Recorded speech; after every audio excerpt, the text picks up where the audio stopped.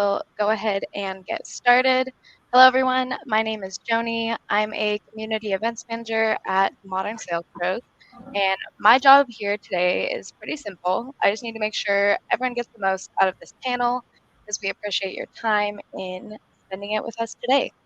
We have an amazing team here. That includes Stan James, the VP of Sales at Spiff, Danielle Marquis, VP of RevOps at Zappi, and our moderator, Adam Cooperman, Area Sales Director at AppDynamics. Lucky for you, these incredible sales leaders will be taking the mic from me shortly, right after I go over MSP and how we do things here. So as I mentioned, and as you likely were picking up on, today's event is hosted by the team at Modern Sales Pros.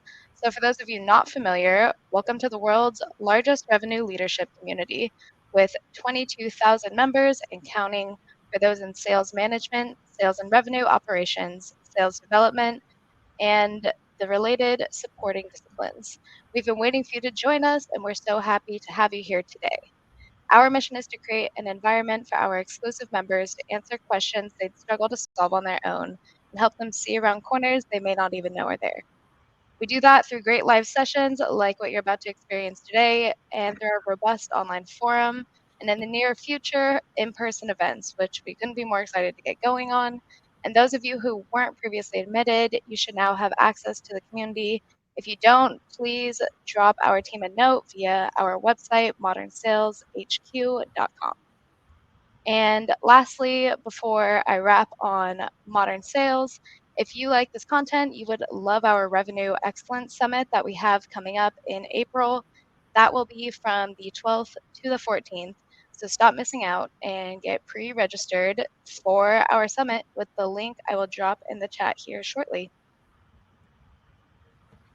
Now, to transition on to the fun stuff for today, the session would not be possible without sponsorship from the team at Spiff. I'm going to hand it off to Stan, VP of Sales at Spiff, to say a few words about his company and the amazing work that they're doing. Go ahead, Stan, take it away. Thanks, Joni. Yeah, really excited to participate in this event. A little bit about Spiff. We are a commissions automation platform that's really enabling finance and sales operation teams to handle some really self-manage some really complex and difficult at times comp plans, and while simultaneously providing the visibility and transparency to your end user, which typically in most cases is your sales teams. And so we do that by a combination of things. We provide a really intuitive and modern UI, but also doing that in real time, and then providing the efficiency gains through automation by integrating your systems. And doing that as you scale. A lot of companies are growing at a pretty fast pace, and having that short-term and long-term perspective is something that we have in mind. So excited to sponsor the event and look forward to the conversation. Great. Thank you so much, Stan. Now I want to introduce you to Danielle Marquis, the VP of RevOps at Zappi. You may recognize her from past MSP events, and if not, you are in for a treat. So Danielle, go ahead and introduce yourself. Hello, everyone. Danielle Marquis, as Joni mentioned, VP of RevOps at Zappi. We are the Data for Creators platform. So we play in the consumer insight digital advertising space. And I've personally been in the revenue space operation since it was a lowly sales ops only. I've seen the evolution through marketing ops, combining those, separating those. I'm in the first time of my career rolling up to an operations leader versus a revenue leader, which has been a really cool learning experience this year. So I always love to talk about the space. My thoughts about its evolution continued. My sweet spot's really around tech stack, process automation, integration. So hit me up after if you have any questions in that space. Amazing. Thank you, Danielle. And I will be dropping her LinkedIn in the chat in just a moment, so you can go ahead and hit her up on that one. Lastly, but certainly not least, we're going to meet our guide for the day, Adam Cooperman. So sit back, relax, and enjoy. I'll be on for just a few closing notes after these guys get to the good stuff. But Adam, go ahead and introduce yourself and take it from here. Great. Thank you very much, Joni. This is Adam Cooperman, Area Sales Director for AppDynamics, coming to you live from, yes, my bedroom. So anyway, Danielle and Stan, it's great to have you both here today. I know we're all excited to dive right in. Before we do just that, I need to go over just a couple real quick housekeeping notes for everyone out there. So if we go to that housekeeping slide, Joni. First, this event is being recorded. You'll be able to access this recording and key takeaways on the previous events page of the MSP website. And second, if you have a question for our panel, please use the Q&A function. We will definitely get to them during this event. So with that said, let's jump right into our agenda. We have 3 topics that we're going to discuss here today. More than money, making a difference in team motivation, streamlining your RevOps processes for end-to-end visibility, and last but not least, driving revenue with effective go-to-market planning. So with that said, let's jump right in. First question, I say, we'll kick it off to you, Stan. What do you see as the most important motivating factors for your reps? Second part, how do you implement systems that reflect them? Yeah, this one I think long and hard about. I do think that employees just in general, doesn't have to be sales. It can be in any department. I think each of us are looking for, the monetary compensation, but equally meaning and purpose. And I think without that, I do think, especially in today's environment, it just really makes it hard to retain really quality and valuable employees, which should be our greatest asset as an organization. So it's something that I am constantly thinking about and needing to improve upon. And there are certain things that I certainly consider, but I believe first and foremost, and this will get into the later discussions in terms of process and systems, but I do believe there has to be a real strong purpose, and you do that by aligning with the company objective. And then having a communication with the team in a way where there's alignment, and you do that through having visibility into what we're shooting for as an organization. Some companies use that in terms of goal setting and OKRs. For sales, it's really easy because our primary objective is usually a revenue objective for the year, quarter, or month, depending on the cadence that we're driving to. But I don't want to underestimate. I mean, we're all driving to the revenue from a sales perspective, but the non-monetary part of it is equally motivating. And when I think about, how do you measure that? How do you leverage that in a way where, again, I'm thinking about a revenue goal. It's pretty easy to see where you're at in sales. For me, at least, I've been doing this for over 20 years as an individual contributor and as a leader. And it's nice because it's one of the best professions, and that's why I'm doing it in the world, because you always know where you are. You have your report card. You're doing well or you're not. And the good news for some of us is sometimes it's a reset at the beginning of the month or the beginning of the quarter or beginning of the year, depending on the outcome. But, equally, I think, again, going back to what drives motivation and the non-monetary component, I think that's something that, again, I'll get into a little bit more, and I'll just share one anecdote and then maybe turn it back to you and we can keep digging. But I remember, and this was coming from a customer. I certainly love hearing it from my colleagues and friends, but I love the praise more coming from a customer. And I was working at Adobe, and I was an individual contributor. And one of my customers, it was a sales kickoff, and thousands of people in the room. And at that time, I was on my way out, moving and transitioning to another opportunity. But this one customer stood up and he basically said, "Is Stan James in the room? Where is Stan?" And he actually paused. And I was in the very back row, not expecting any kind of an acknowledgement. And he just kind of shared his experience through the sales motion with our working together. And that was, for me, more valuable than any monetary compensation that I would have received. And I often think about that story when I think about working with a team or a person or an individual, because each of us are motivated so differently. And that's something that I'm constantly thinking about.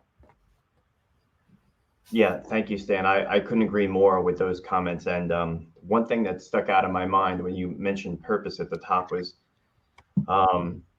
Daniel Pink's book, Drive, What Motivates Us. And I think he talks about autonomy, mastery, and purpose, to your point. And I'll even throw in there connectedness to your team, to your leadership, to the ecosystem, what have you. Danielle, any thoughts on that topic? Yeah, I mean, I love Stan's getting to know the people and what motivates them.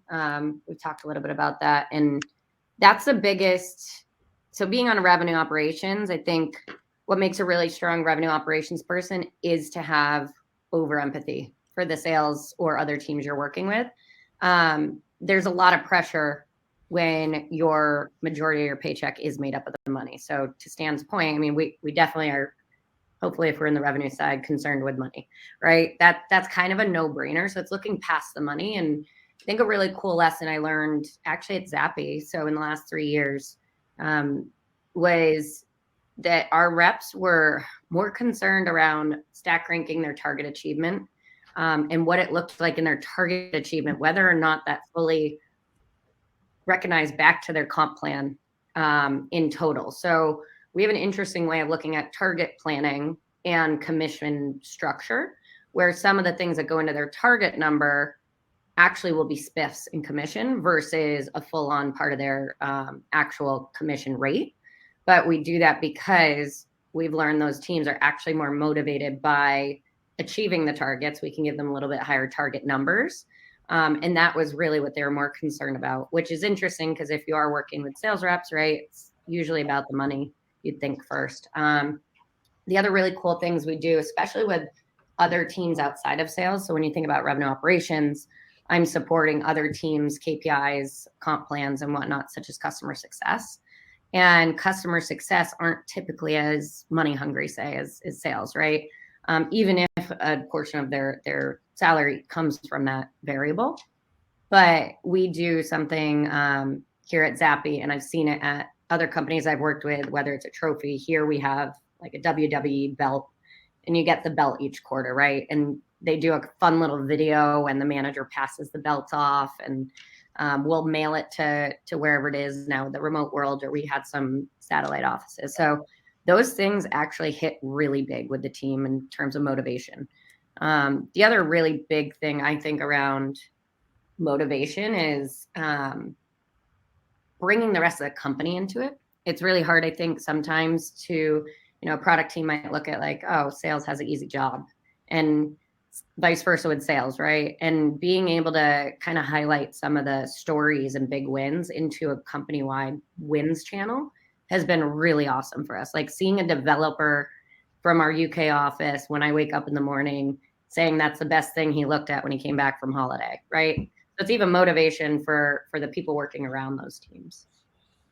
Yeah, I really like that. We actually, about 6 months ago, created, we're a pretty heavy Slack shop, like most of you, and we created this win channel that actually talked about, similar to what Danielle, you just described, the great successes that we're seeing with deals closed. We then, and maybe even it was before the win channel for deals closed or new logos closed, it was customer wins, customers that have been onboarded, and time to value type metrics that everybody could see and celebrate together. And I think a lot about winning and recognizing small little wins and big wins across the organization and how that is conveyed to the organization. And just another small little twist we made on the win channel was a really great idea. And this is, again, when we get into the tech stack, this makes it a little easier.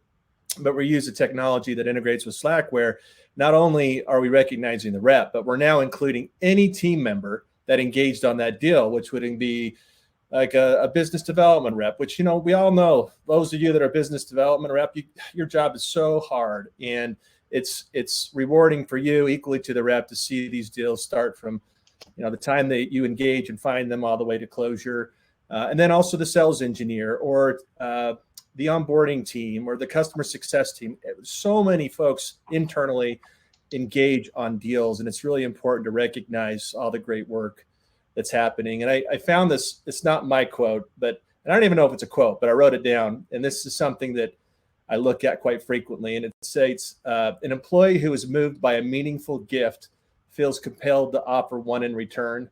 And that is the desire to work even harder, which I think is so true. But love the example of using tech and recognizing folks. And I do think I have 4 kids. Each of my kids are so unique and so different. And the way that I work with them is unique. And the way that we talk about, that they make a mistake here and there, I can look at one and mission accomplished. The other one, I kind of have to, I don't literally hit them over the head, but I have to use a stick sometimes just to wake them up a little bit. So, with my team and reps, everyone is motivated differently, and they think about rewards and just how they approach things differently. And I think what Danielle, you said, and getting to know them, just genuinely understand what motivates them, that takes time and is something that's really important, and more important now that we're remote.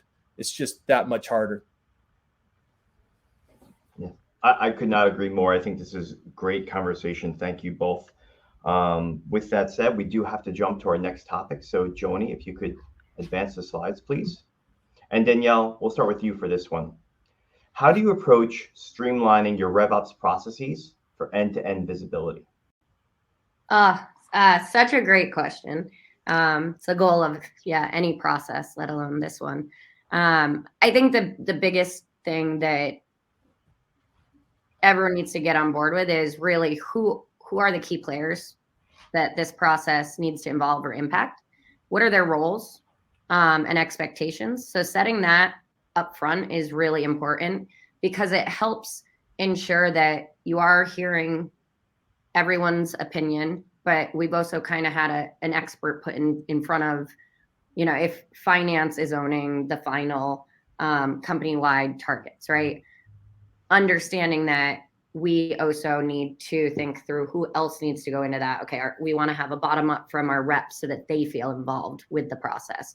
We want to have a top down from the managers who have been involved with some of the more strategic conversations. We want to pull in what we've learned from last year. So bringing in a lot of what RevOps has helped with is like, okay, what did we learn operationally from last year that we could be doing better to make this process even better, right? Because something I think important when we talk about streamlining is you need to also have that maintenance stage too. So it's not just streamlining and putting together a process and trying to continue to repeat it, but understanding what worked and what didn't. We use retro boards a lot. So we did a 6-month retro on, okay, we're now 6 months out of the annual planning. Everyone's had their targets. We've learned some, we're in the second quarter. What did we not plan for that we need to plan for next year? So those types of things. And that's where, having that top point of documentation is key. Documentation is so annoying at times to keep on top of, right? No one wants to, some people actually really enjoy it, but I know with my personality, it's like, I enjoy it because it gives me accountability back to the teams that we have guardrails for, rules around, or help explain a process and come back to when an exception is made, we can point out where in the process it broke. But I know that it can be one of those things where in daunting things that it's like, okay, last thought. I would say prioritize that, right? So ownership, clear ownership, expectations, document everything you're talking about. That adds to the transparency piece. A big thing we talk a lot about here. So I did mention in the last topic that we do have a bit of a different approach to target numbers for some teams than their actual commission plan rates. That's probably as complex as we would get there because you also have to make sure it's measurable, because part of transparency is setting up your reps for success to be able to track towards those, right? So if you give them a big audacious target, you also have to give them the tools to not just get there, but see, what's their gap? What other KPIs am I slipping on to get here? And in not just account targets, but also those company-wide KPIs. So like, we have this really cool idea one of the sales managers came to me with this year that we're working to implement, which is something she did at a previous company. So it's definitely not rewriting the wheel necessarily, but the one more thing, right? So incorporating that into her team on how they get to their target. So this month we're focusing on one more discovery meeting, one more, just making it a bite-sized, measurable, and accessible, right, metric to go after versus like this big audacious goal. And the other big thing we always keep in mind are we set our company's top 3 goals before we even do any account planning, comp planning target setting, because we want to make sure any rules we're putting into that comp planning are reflective of the goals we're trying to drive for the company. So things like maybe you have a new product pillar coming out, right? So maybe it's having a higher comp rate for more deals closed with that product here. Or maybe it's a spiff for hitting a certain level of selling those. But just really making sure, because that really brings your reps into the company's goals. So they're not just concerned about like going and getting every dollar necessarily, but getting the dollars that matter.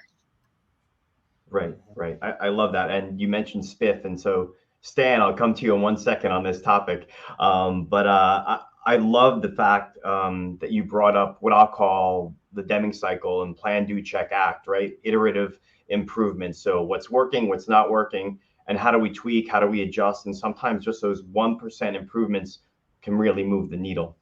So with that, Stan, your thoughts?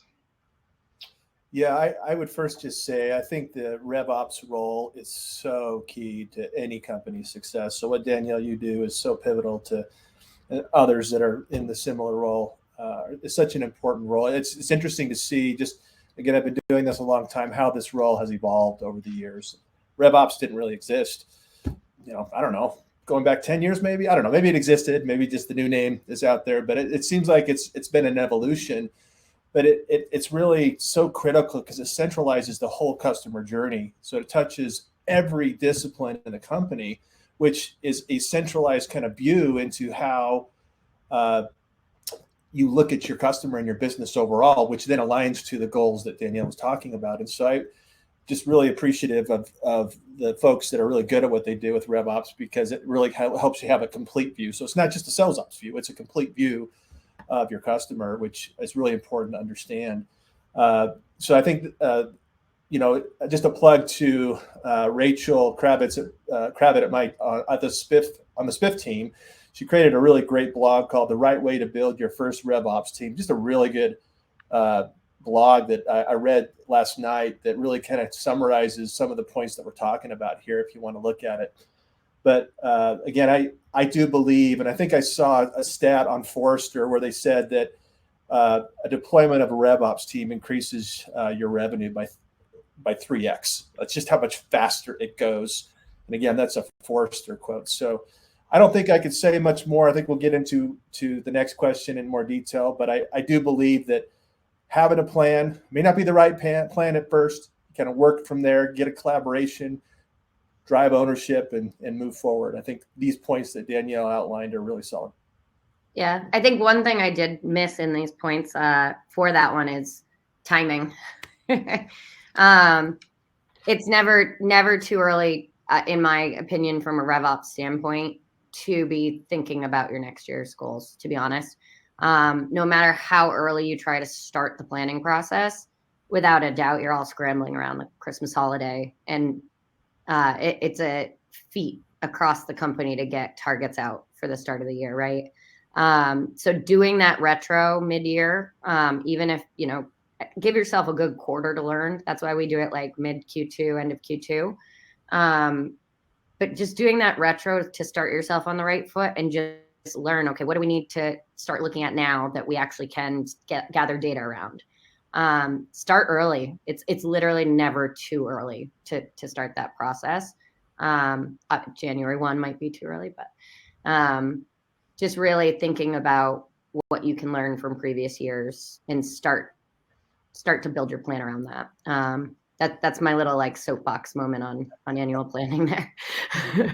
Danielle, one other thing I was hoping to get your feedback on, and Adam, I'm taking a little bit of the moderator role for just a second, but I'm very interested in Danielle's perspective. A lot of folks tend to boil the ocean when they think about, strategic initiatives and kind of the go-to-market. And I know we're going to get into that in just a second, but, you'd mentioned 2 to 3. Like, have you seen more than that? And then is it ineffective when you get into kind of beyond the onesie twosies type of corporate goals? Yeah, I probably haven't actually seen more than say 5. But I will say the difference I've seen, and I really appreciate, and I always feel like I'm a marketing plug for Zappi, but I really, it's my longest tenure. You can look on LinkedIn. I really enjoy the culture and working here. and I love the learning process. So what I'll get to is when I first started, we weren't doing it this way. I'll say that. And from feedback from multiple people around the company and those consistent retros, it's not how many well, yes, there are too many, but if you have 3 to 5, it's the why behind those goals. So just throwing an arbitrary growth number out there, it adds very little value to your, you have to think down to your BDR rep to that point. Like, why am I making this many more dials or sending this many more flows out this month? Make them feel part of that journey to why you're looking towards that growth, right? We're really transparent, as much as obviously leadership can be, with how we got to those growth goals and what they'll actually do for our investment potential or our career growth, because it impacts these other people areas. So I'd actually say that's the piece I think is more important, is really getting the why clear and transparent. And then, yeah, I mean, keep it simple, stupid, right? Keep it, yeah. Yeah. Like, don't try to over complex goals, because trust me, your individual teams will do that with their quarterly objectives anyways. Yeah. Yeah. Simon Sinek would love us here talking about starting with why and knowing your why, right? Still my favorite video. Right? There's no sponsorship here from him, just FYI. Two things real quick, and then we'll jump to the last question for the afternoon. So Stan, it was the right way to build your first RevOps team. Was that the name of the blog? The right way to build. Yes, that is the right name. Great. And Danielle, you said something. It was never too early to start your planning. And it reminded me of a quote, and I think I need to revise the quote. The quote was, it's never too late to be. It's never late to be the person. Sorry, I'm going to butcher it now. It's never too late to be the person you want to be. It's never too early to start being the person you want to be either, from that perspective. Okay, now that I butchered that, the third and final topic for today, Danielle, will come back to you. We hear a lot about effective go-to-market planning, but how do you ensure that your GTM efforts actually turn into revenue? That's an awesome question. So something that I really appreciate, so I said it in the chat, the public chat, something cool about I guess the lens I've put on RevOps throughout my career, just because like I have found in the network, I'm a unique person who has only really known ops of the revenue side. I literally started as a contractor straight out of college, had no idea what the heck sales ops was. I just learned the Salesforce thing.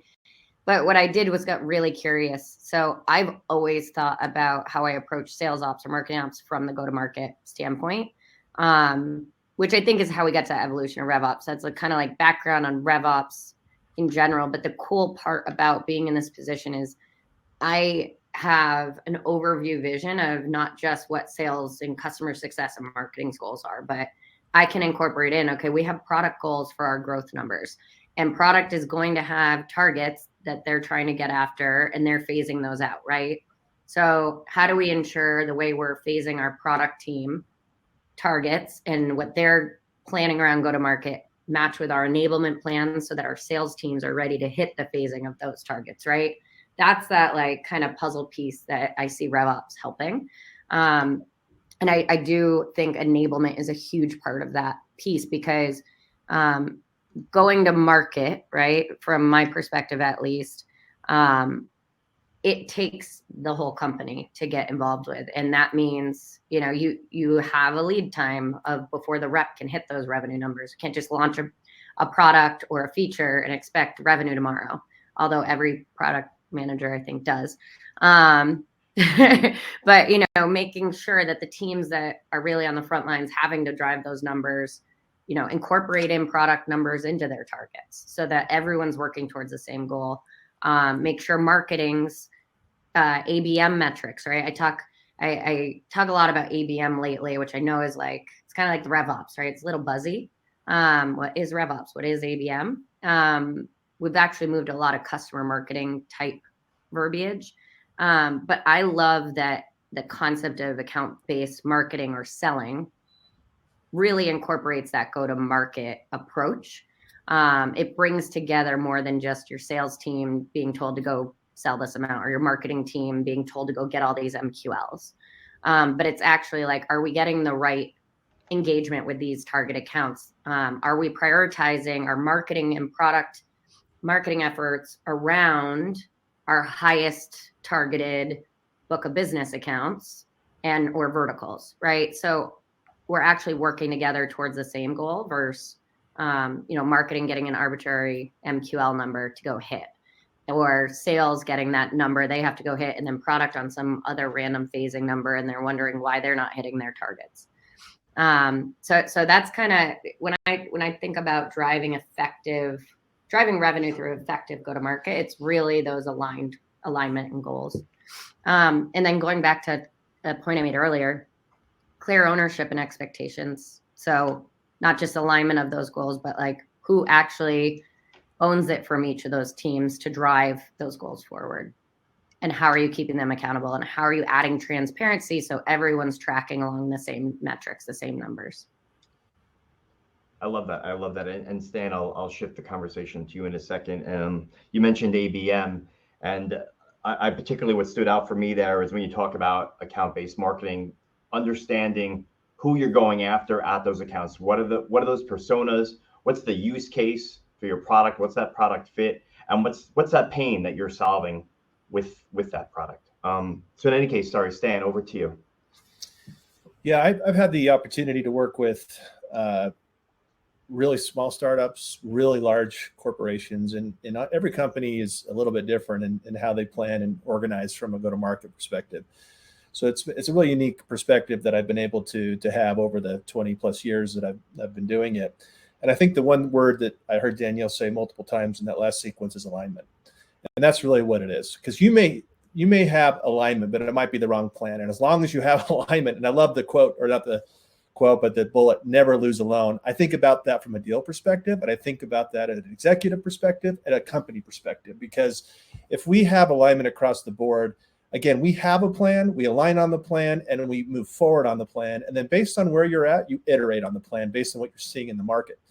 And so, when we like Q4, I can't remember exactly when at Spiff, we sat down and we had most of the key executives in a room, and we were looking at next year, and we were looking at the metrics. How are we defining what is our goal for our win rates? How are we defining an MQL? How are we defining like all these key measurements that, as an organization that we're aligning to, so that when we set our goals, we set them in a way that everyone's on the same page. At a company that is growing from, startup to 1 to 5, or 1 to 10, 10 to 50, 50 to 100. If you think about how fast some of these companies are moving, you're breaking things on a quarterly basis. And in most cases, you're a brand new company every quarter to every 6 months. So you have to be able to iterate based on what you're seeing in the market and how your plan is evolving with your original structure in terms of your go-to-market. And so I think that's something that I think is really important to acknowledge. But it ultimately starts with the company vision. What is it that you as a company, and this kind of goes to what Danielle was talking about in terms of your key objectives. Again, for sales, it's pretty easy, revenue, and that's usually going to be one of the key ones out of the 3 company objectives, because you want to hit a certain number, and then the other 2 or 3, whatever you end up with, fall into line. But generally, from my perspective, it's what is as a company, what's our vision? How do we align to that vision? What are we trying to accomplish? And then usually ownership is really key to this. And usually the CEO will own it from kind of the big picture perspective, but oftentimes you have a CRO or maybe even a senior RevOps person owning it. There's got to be some level of ownership, and then a tiger team of sorts that's created to be able to really get to a point where you get that alignment that we've been talking about. So I think an effective go-to-market and driving to the end goal of revenue, really, to me, it's having a plan, aligning on the plan, tweaking the plan, iterating on the plan. Love it. And I think that's a theme across a couple of the questions and topics we discussed here today. And with that, I believe we're just about out of time. So this has been a wonderful discussion with some amazing tips and insights. I want to thank you both for your time and sharing your knowledge, experiences, and tips and tricks that we talked about here today. Joni, I'm not sure if there's any questions in the chat. Otherwise, I'll hand it off back to you to wrap things up.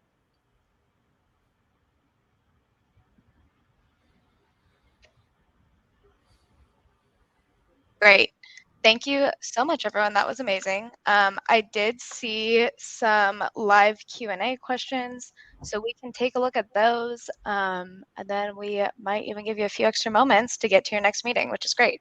So let me take a look, and I can go ahead and read those from here.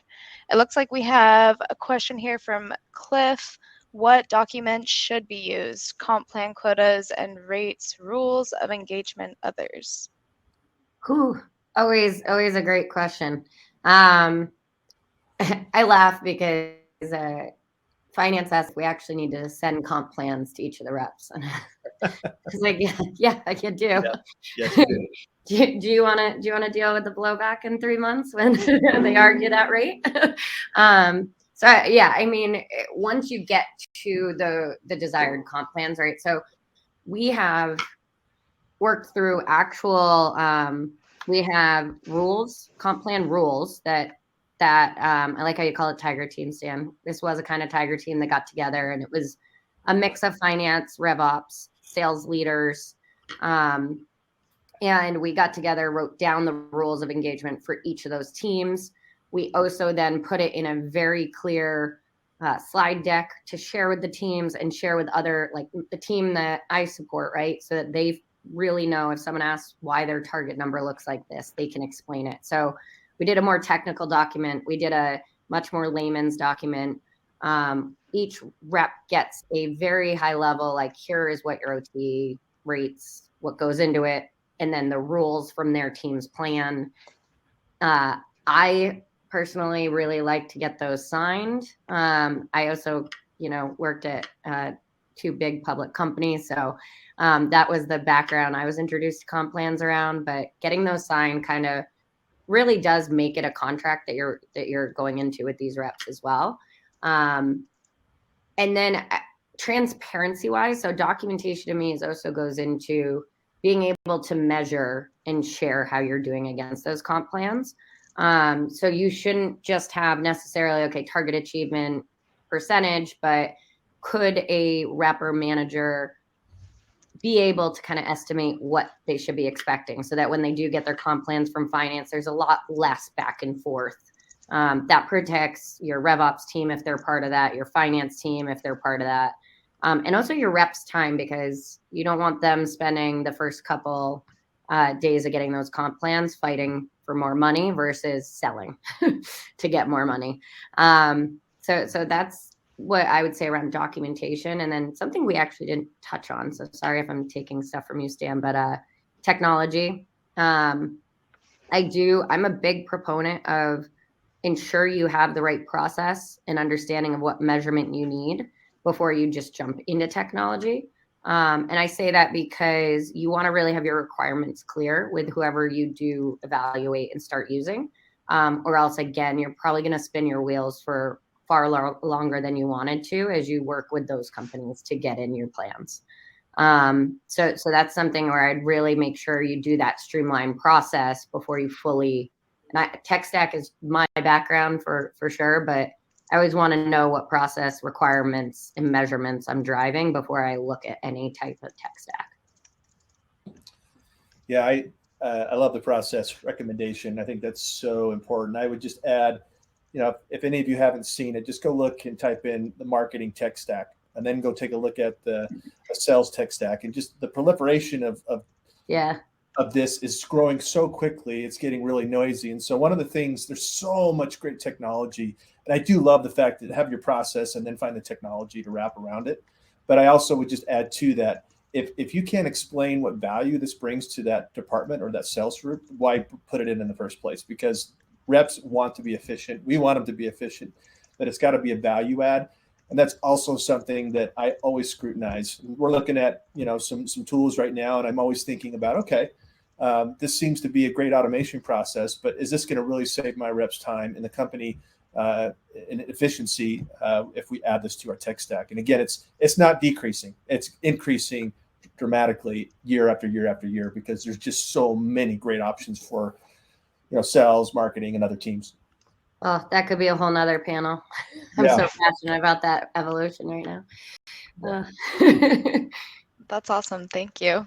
Appreciate both of you. Adam, do you have any comments on that one as well? Just quickly, I mean, listen, we're all trying to reduce friction from the sales process for our reps day in and day out. The last thing we want to do is introduce friction for them to review and comment on their comp plans, right? So everything you said resonates with me 110%. Great. Thank you, everyone. I think it's great that a big theme of this panel seems like to be the why behind doing things, which is, as we know, very important, especially with how busy all of you are.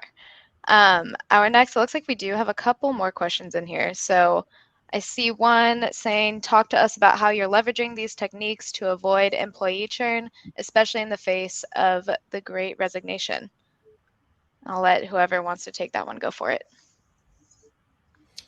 Yeah, this for me is another just ever present, just top of mind topic, because I think you can have a great experience, opportunity, great compensation, but this market is nuts. I mean, it's just nuts, and finding great talent is becoming harder and harder. And I think folks are looking at different industries and are looking at different ways of bringing in really talented people that may not have as much experience. At least I know many friends, and in fact, Spiff we're doing kind of a similar thing where we're trying to find a really good culture fit that can grow with us as an organization. And so it's something that we're definitely constantly thinking about. And I do think that when I think about data and I think about process, if you do have good systems and process, you can see some of the early warning signs. And again, we don't need to get into too much detail, and I'm sure Danielle can give us a whole nother session of what she does and helps her counterparts in being able to identify that. But I do think there are early warning signs that we can see in the data, whether it's activity benchmarks, whether it's we know what good is as a BDR, we know what good is as an AE, as an organization. If we don't know that, we should, and then we can kind of measure and see how reps are tracking. And then you're what you would expect, your one-on-ones, and we talked about motivation and the non-monetary components of it. Like all those factor in, but I think having good systems and process, and then really understanding your people, a combination of those three things, are really critical in being able to have a conversation about the early warnings, and then seeing in the data. Because at the end of the day, if the data shows something, data is not emotional; it's just what it is. And so that is something. Yeah, it's just something. It can make us emotional. What's that? I said it can make us emotional. It can. It definitely can. Okay, great. If we are all good on that one, it looks like I have one last question here, and that is software versus Excel. Is anyone still using Excel? At what point or size should you move to a software for commissions? Yeah, happy to speak. Sorry, I don't know if I cut you off, Stan, but I was going to go. This is my sweet spot. But Danielle, I'd actually prefer to hear your perspective. So, in line with kind of how I answered the document question, but I'm a big proponent of proving it out, especially when it comes to comp plans. I think I said this on one of the earlier topics, but you want to make sure they're measurable. It's my vision of I've worked with other comp tools before, and if you can't figure out your formulas with Excel, you've most likely introduced a too complex formula, and you're going to have a difficult time implementing systems. I think from my perspective, when you start introducing more visibility, I've seen some really great systems that help give gross margin to a rep, right? So if that's important to your company goals, being able to put that right in front of them as they're building a deal. Or I would say when you get to a certain level of reps, and it really depends on how tactical or enterprise you are. So how many deals are you going to be doing in a cycle? But just the sheer amount of big data you're starting to deal with just to get to a commission plan. A lot of times that's when a system will make it a lot more of a scalable process for you guys. And you don't have just someone on your finance team or RevOps team constantly churning out comp plans or doing QA on those. But that's my high level, but I want Stan to answer. Sorry.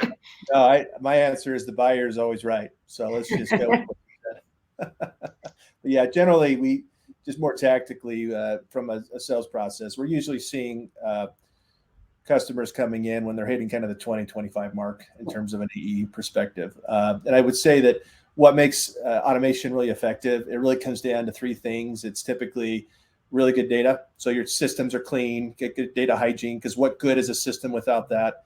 The second thing is your plans are pretty well documented. You know, if your plans are mostly in your head, that how can an automation system really help you? Then the last one is to really make it effective. We need good folks like Danielle to help us implement and instrument it in a way where it can be optimized. And so those would be three additional things that really optimize the experience. Okay, great.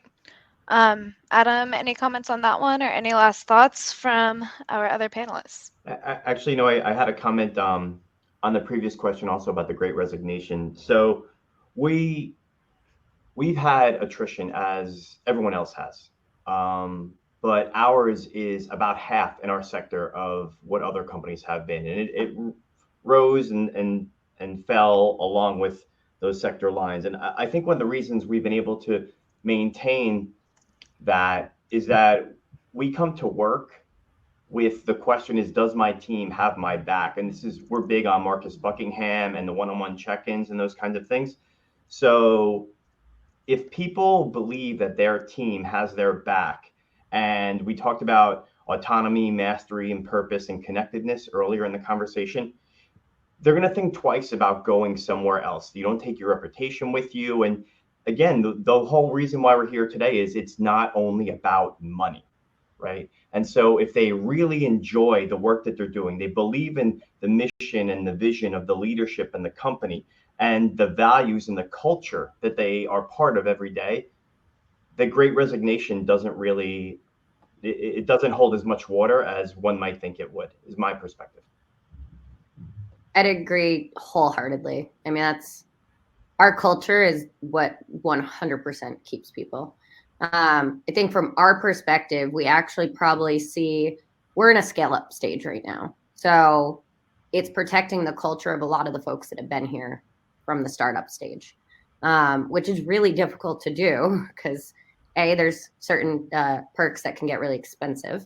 But also you introduce more process and operations folks and documentation and things that do threaten autonomy, right? A little bit more. So it's we have a really cool process that I learned when we got here. I'm sure other companies either call it this or have a similar one, but the advice process, right? So I talked about in the first topic of make sure you've taken time to think through who the real stakeholders are for your comp planning or your next year planning, right? Because you want to make sure you don't have that one person you just forgot about that feels like they had nothing to do with how they got this number in the end, right? So we let everyone of our reps give us, like I said, bottom up, right? They're a stakeholder in the numbers they're going to get. And that's something really big about our company. And in some companies are a little less transparent about stuff because they might not be able to because of investors or boards. But I'll say our leadership is as transparent as they possibly can. And, we're very like you're an adult. You're coming to work. If you want to come in at 10 and leave at 4, but you're getting all of your objectives done, that's your prerogative. You worked more effectively than someone else or someone who might love just working till 1 a.m. It's almost like the two sides of that. We celebrate all of that. We also really celebrate, and I think something that's been tough during the remote COVID time right now is mental health. And I think that causes a lot of resignation across people because you're getting more frustrated more easily. You're feeling alone. So if you haven't really focused on a remote culture, that can really isolate people to want to go somewhere else. So we're super open about mental health. We've had at least once a month check-in, like on our all hands company meetings, someone actually talk about their own story or another group that's helping with a certain, if it's a mental health month topic. We also have a Slack app, and I'm going to completely butcher what it is. I think it's Spill, but it's like a therapist app, right? So it's totally anonymous. We can go in, and if you need that, it's there. So I do want to just say, like, I think focusing on being open about the fact that that's been a challenge part of this remote, and that's causing a lot of, you know, people to rethink, is this the right place? You know, do I feel like I belong here or whatnot? It's a huge piece of making sure you retain that culture too. Yeah, and I would just continue that theme, which is simply this. It's kind of twofold, one for leaders and one for individual contributors, whether you're business development or AEs. My friend, every year, over a year window, thinks or listens to what his spouse is saying on a consistent basis. Like, what does she want for Christmas? And over 12-month window, he grabs everything that she's interested in and then provides a 12 days of Christmas. So he's listening. And in the same respect, we as leaders need to be listening to what our AEs are interested in, our business development reps are interested in. What are the cues? What are they saying? Because they may not even know what they're interested in. And then find a way to engage them, whether it's a new demo process that could be evaluated, a new enterprise motion where you're adding content. There are ways to engage folks that have genuine interest in helping the business outside of their traditional roles. And as for BDRs or AEs or sales engineers, be bold. Look at what your current process looks like. And I think Danielle brought up an example where, you know, they're implementing something that someone did at another company where a person said, hey, let's try this. And now it's being implemented. Speak up, talk about those opportunities to be able to engage and add value in areas of your business that aren't in your traditional role. And I have found that when folks feel like they're part of something bigger than themselves, that is a piece of it that could really help with the great resignation concept and discussion point. I think that sounds amazing. I appreciate you all. I also really like how this panel's theme is just so human-centered, and I think that's a really refreshing way to approach something that traditionally is so money-driven. So I think that's good insight for everyone in seeing your employees as humans, the humans that they are. I'm going to give you a moment to think if you have any other takeaways. I know we've kind of done some summarizing here, but if there's any last words before I wrap it all up, I'll let you guys go for that. You know, I'll just kick it off with one last thought that came back to me as Stan was talking. And we started with this. We talked about empathy and purpose, and everyone's different. There's different motivating factors for everyone. It's not just about money. It could be recognition, so on and so forth. Growing up as a child, you know, who can here raise their hand and say, you know, my parents always taught me, treat other people how you want to be treated, right? But it's really about treat other people how they want to be treated. Everyone is different. Everyone needs different support at different times. Love that twist. Yeah, definitely. I appreciate that. Okay, great. Well, thank you everyone so much for joining us today. It's been an amazing panel, and I think a really great way to start off a Tuesday. We're going to wrap things up, but first I just want to say thank you to all of you for attending. We have loved having you here. And thank you to our wonderful sponsor, Spiff. I think we got some really great questions that kind of shed light on a lot of what they offer as well. They're doing great things, so be sure to check them out. And thank you to Adam, Stan, and Danielle for providing this great content. It's always fun when my moderator gets to speak a little bit more because Adam knows a lot more than I do. So the recordings and key takeaways will be available on the site shortly. And don't forget to check out our upcoming events. We are pretty packed for March, so now is the time to hop in there. And we will see you next time. Thanks for having me. Thanks, everybody. Everyone.